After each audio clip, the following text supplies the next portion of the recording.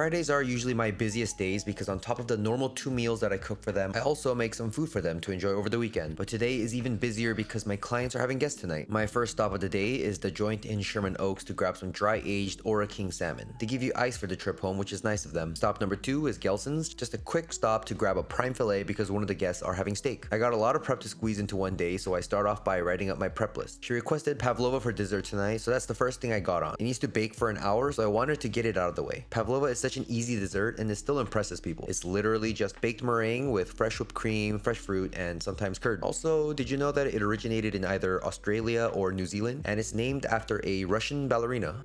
Me neither. You learn something new every day. And while those baked, I served them their lunch, which was just some eggs and toast. They like to eat light when they know they're going to have a heavy meal for dinner, which is fine by me. For the weekend, they asked me to make them my caramelized zucchini soup, a piece of grilled salmon for him to enjoy with steamed vegetables, salmon salad for her with cleaned little gem lettuce, and 2 frittatas with caramelized onions, roasted tomatoes, chopped spinach, and goat cheese. Oh yeah, and a few grilled chicken breasts for them to make sandwiches with or eat with vegetables. Nothing crazy, but it does take a good portion of my day to prep. Spring is here, so I got some asparagus and English peas from the farmer's market to go with their mains. I kinda hate shucking peas, but you can't beat the flavor of freshly shucked peas. 3 of the 4 guests will be having bronzino, and the other one will be having that prime filet I got. Just the filet. I believe she's on a carnivore diet. I blanched my asparagus tips and peas in heavily salted water and saved the stems of the asparagus to make a puree. No waste here. Guests are arriving soon, so I cube up the Ora King salmon and toss with my yuzu sesame soy vinaigrette, then cube up avocados and toss with olive oil, lemon juice, and salt. While those are marinating, I jump on the crispy fried shallots that I shaved thinly, toss in a mix of cornstarch and flour, fry at a low temperature to get them nice and crispy without burning. If you're ever frying your own shallots or even garlic, here's a tip. Pull them out before they're the color that you're looking for. They continue to brown even after they're out of the oil. If they're golden brown while you're taking them out, congratulations, they're burnt. Now that the guests have arrived, I build my tartare with the cubed avocado on the bottom, marinated salmon on top, crispy shallots, a dollop of caviar, and some more of the yuzu soy vinaigrette before I went out. And for the mains, the carnivore lady got herself a 14-ounce portion of filet to herself, while the rest got asparagus puree, charred orange cauliflower, buttered English peas and asparagus tips, and then the grilled bronzino. I also usually serve them wine, so I cracked open this bottle of farniente and played server for a bit before coming back to get dessert ready. Plated the pavlovas with fresh vanilla whipped cream, hairy strawberries, and mixed berries with edible flowers, and off they go. Finally, did the dishes, took out the trash, cleaned up, and headed home for the weekend. I'm tired.